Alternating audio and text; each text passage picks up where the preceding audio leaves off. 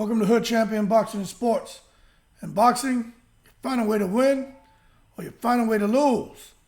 Also in boxing, when you're sitting here creating this content, you got to do some detective work. Identify the clues, stitch the clues together, make the cross-examinations when necessary, and then close the case. And I think I've just done all of that.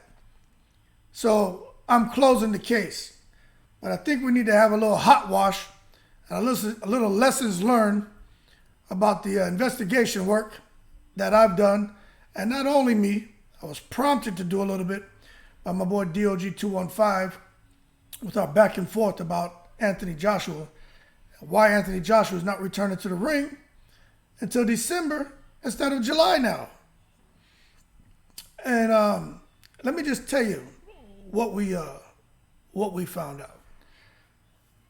And I'm going to tell you we don't have any facts. This is opinion here. But we closed the case. Look, man, Anthony Joshua got pushed back to December in his return because Derrick James isn't available. This is what I believe. And he's not available because he's training Earl Spence and getting him ready for Terrence Crawford. You tell me why else Anthony, Big Femi, Joshua, who dictates everything in boxing, right? You tell me why, if he says he wants to return in July, right? No matter the circumstances, how come all of a sudden he's not returning in July? Right? Eddie Hearn, try to get him back out here in July. Dillian White. Yo, what's the problem? Because you know what's the priority right now? Derrick James training Earl Spence for Terrence Crawford. And they're putting in the work right now, and he can't split training camps. He's not going to do that. This is the biggest fight of Earl Spence's career. This is the fight here to really cement legacy for him. Also for Terrence Crawford. Can't be splitting training camps up. And Anthony Joshua, with the way they're trying to rebuild him, that's just a roll of the dice. That's too high risk to not be able to give him what's needed for him to go into a fight with anybody. Not Anthony Joshua. He needs to be 100%. I do think the downside of all this is Anthony Joshua being inactive. But I'm not here to get into that. What I'm getting at is, we just look at the time in here. Shit, it's April, May, June, 60-something days out. You know, if that, the way things are looking, right? June 17th, something like that, Crawford and Spence. James don't have time to play. Now, after he gets through the Spence fight, James probably take a little time off and then come right back and start training Big Femi so he can get him ready because they need time to keep working. And that's really how I see it. And who knows? It may have, Frank Martin probably has a fight coming up too. So that's going to give him between now, May, June, let's say July, August, maybe to like August to get Spence in there with Crawford, get Martin in there and fight. Jamel has the fight. And then focus on Big Femi. So it's more than just Earl Spence. Derrick James is busy. And this is going to show me what Anthony Joshua is made of. All right? We already know he can fight. It's just pulling it back out of him. How's he going to respond when he's not the show pony? You understand? When he's not given a golden star just for being present in class. Is he going to sit there and say, hold on a second. Well, what about me?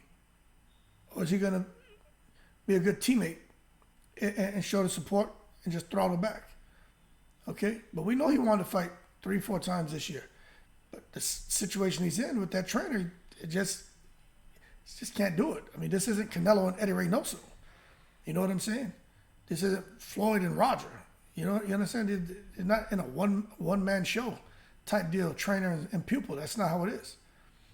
But if that's the case, which I truly believe it is, I believe I've solved the case. Like Detective Oso, my kids are watching this damn Detective Oso. I think that's what we're looking at. But I just wish we get a little bit more information. You know, we just don't get information. But we're smart people. We're smart people. We know what Derrick James. Jamel hasn't fought. Frank Martin been out the ring for a little while now. And then, you know, all the crap going on with Earl Spence. Derrick James is going to be committed. But all those fights should take place before August, and that gives Derrick James a chance after that take a little 1 or 2 week break, hit the Dominican Republic, hit Costa Rica, go out there, think he's single, go out there, single, you got to mingle, and come on back and get Big Femi ready for his next fight. That's what I think we're looking at. But that being said, more to come on Anthony Joshua. But when I look at it, that's what I think. That's what I think is going on. But we're going to see if Anthony Joshua can persevere through the inactivity and through the fact that his trainer is focusing, giving his attention to some other guys, and he's not that guy. But we'll see. Derrick James is smart. He's not going to bite off more than he can chew. Anthony Joshua is smart. He knows what he can and can't handle. And Eddie Hearn, Eddie Hearn's not going to sit there and let the show pony sit on the shelf for long. He needs the cash cow out there making cash. And so does the zone. But we'll see how it plays out. But that's what I think is going on. And I think my boy DOG 215 is spot on when we're talking about, hey, what's the deal with Derrick James? I think he's absolutely spot on. That's exactly what's going on. Getting EJ ready, Frank Martin, and Jamel. And that's precisely what I believe is going on. But time will tell. I don't mind being wrong. I still feel that I closed it, that I solved the case. Anyway, y'all keep cool. Shout out to the veterans. And go ahead and drop a little super thanks on me, a little couple of dollars, man. I'd appreciate it. And I'm in the breeze.